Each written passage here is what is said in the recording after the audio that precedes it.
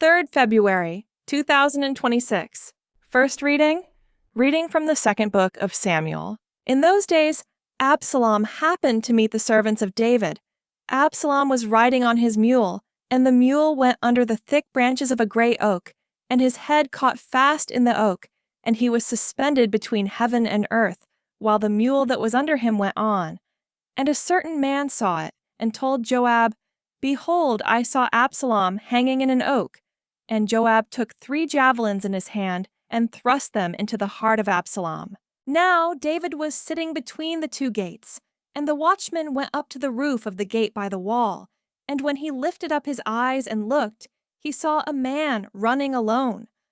The watchman called out and told the king, and the king said, "If he is alone, there is news in his mouth.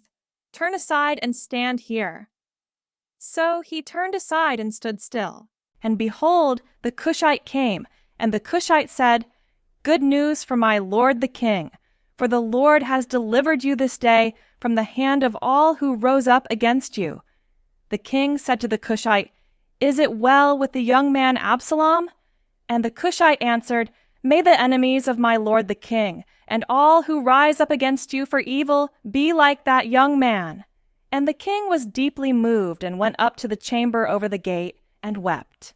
And as he went, he said, "O my son Absalom, my son Absalom! Would I had died instead of you, O Absalom, my son, my son!" It was told to Joab, "Behold, the king is weeping and mourning for Absalom." So the victory that day was turned into mourning for all the people, for the people heard that day, "The king is grieving for his son." And the people stole into the city that day, as people steal in who are ashamed when they flee in battle. Responsorial Psalm. Turn your ear, O Lord, and answer me, for I am poor and needy. Preserve my soul, for I am faithful. Save the servant who trusts in you, my God. Turn your ear, O Lord, and answer me. Have mercy on me, O Lord, for I cry to you all the day long. Gladden the soul of your servant, for I lift up my soul to you, O Lord. Turn your ear, O Lord, and answer me. O Lord, you are good and forgiving, full of mercy to all who call to you. Give ear, O Lord, to my prayer, and attend to my voice in supplication. Turn your ear, O Lord, and answer me. Gospel acclamation. Alleluia, alleluia.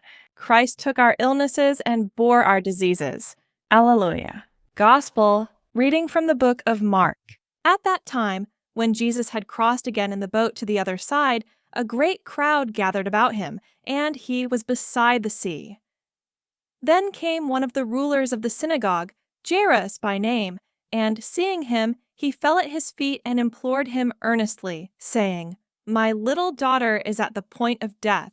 Come and lay your hands on her, so that she may be made well and live."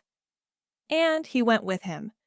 And a great crowd followed him and thronged about him.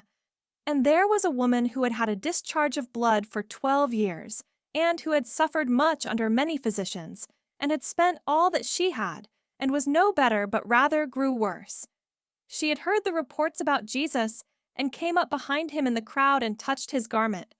For she said, "If I touch even his garments, I will be made well."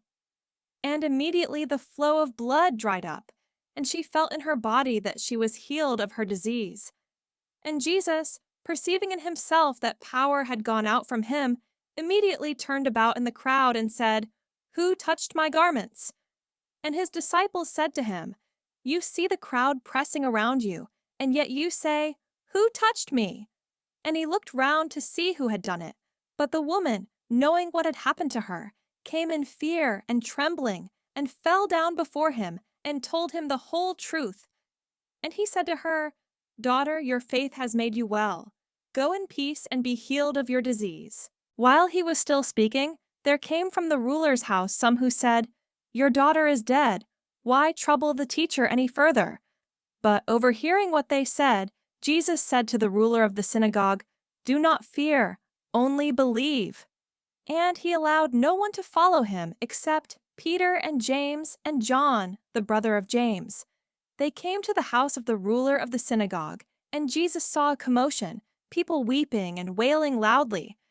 And when he had entered, he said to them, "Why are you making a commotion and weeping? The child is not dead, but sleeping." And they laughed at him. But he put them all outside, and took the child's father and mother, and those who were with him, and went in where the child was. Taking her by the hand, he said to her, "Talitha cumi," which means, "Little girl, I say to you, arise." And immediately the girl got up and began walking, for she was 12 years of age, and they were immediately overcome with amazement. And he strictly charged them that no one should know this, and told them to give her something to eat. Gospel of the Lord.